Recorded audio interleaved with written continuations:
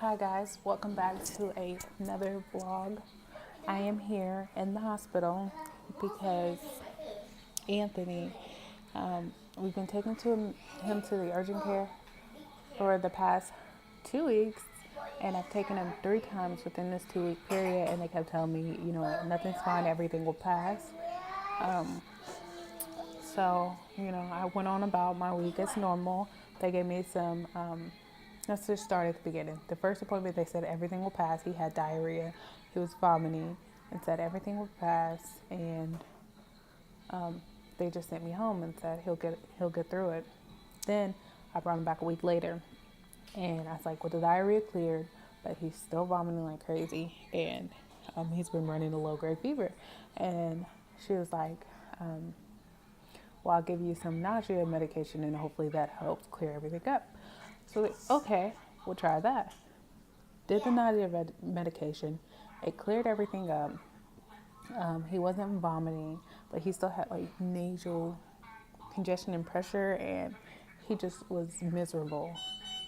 And there goes that machine again. Let's see.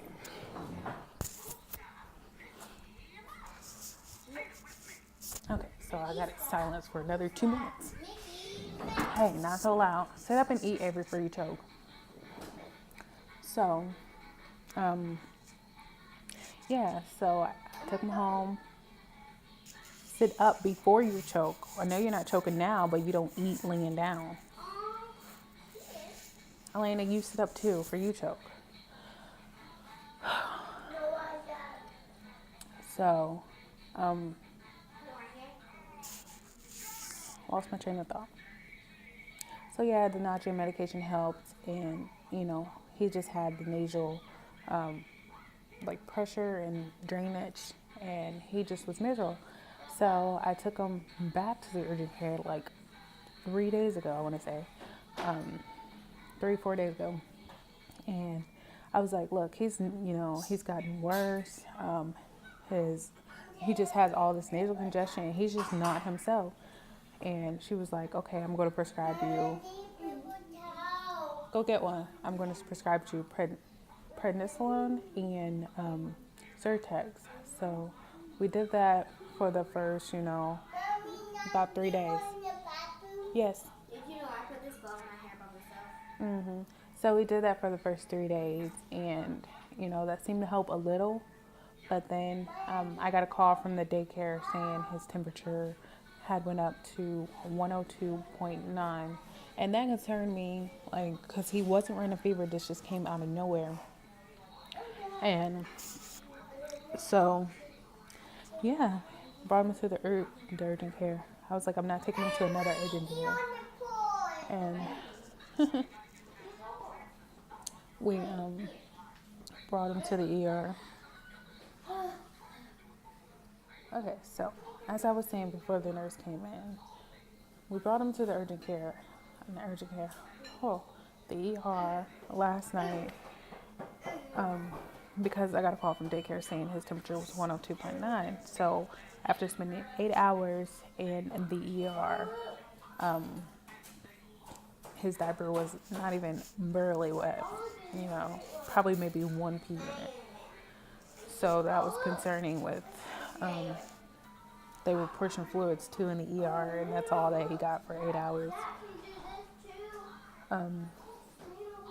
So now the concern is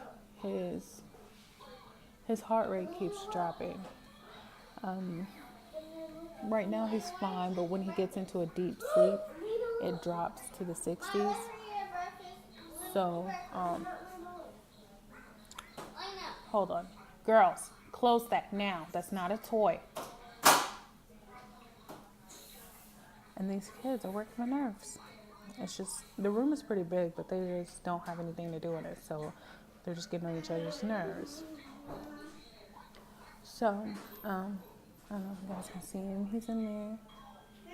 He's hooked up to his IV, and his heart rate is dropping again. It's like as soon as he gets into a deep sleep, it drops.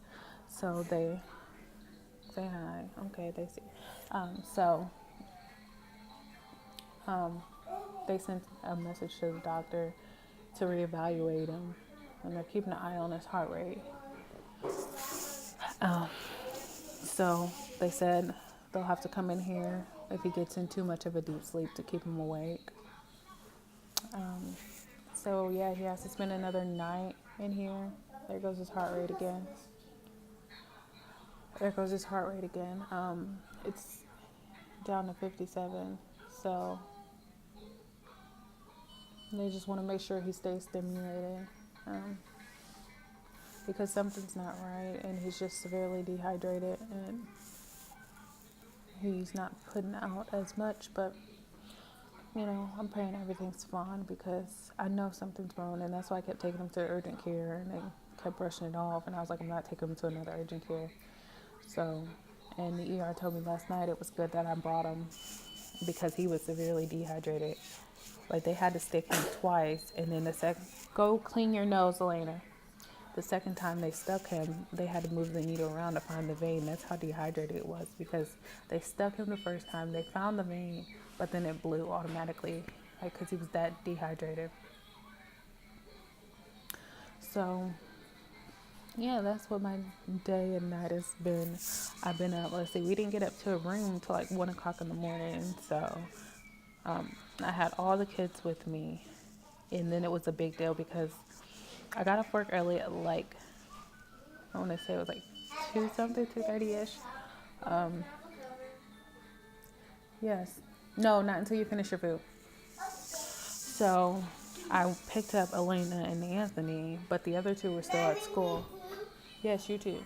The other two were still at school, and I knew I had to get them by 6, and I just thought literally it was just something simple. I did not know he was, dehydrated. I thought, they were going to assess him, he was going to get an antibiotic, and we'd be on our way.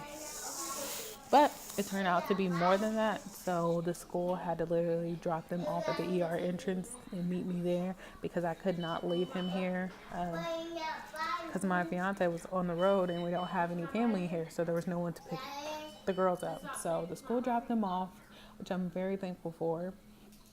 And Alaina, close it. That is not a toy. I don't have to keep telling you that over and over. It's not a toy. So yeah, they dropped them off, and I have them all here, and Daddy should be home later on today. That way he can take these kids out of here, because they just can't be in one room doing nothing. They get on each other's nerve, literally. They just work each other's nerve. But they are, for the most part, well behaved.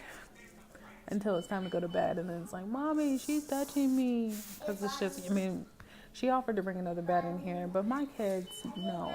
You start giving them stuff, and they feel like they're so privileged that they have to have it. So I made them all lay in one hospital bed and get alone. And call it what you want, but I call it getting them to realize that you're not obligated to have anything in this world. Like, nothing is handed to you. You learn how to cope, and you being naughty. Anyways, you learn how to cope, and you adjust to things that goes on, things that happen to you in life. So they just feel like they're so privileged that, they haven't seen the struggle. Like, stuff like I seen when I was a child. They've never been in without water. They've never been without food.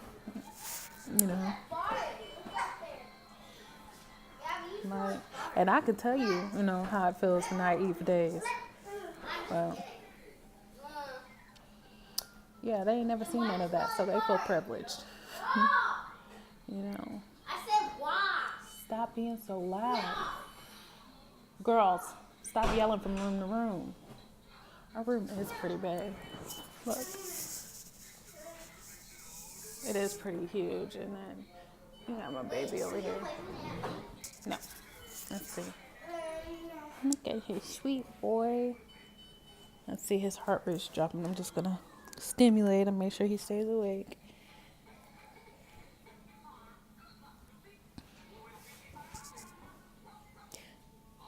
So they don't want him to get in too much of a deep sleep, but I'm gonna go ahead and get off here because these kids are getting antsy, and so tired. Oh, they're watching some cartoons. I will see you guys tomorrow or later on tonight.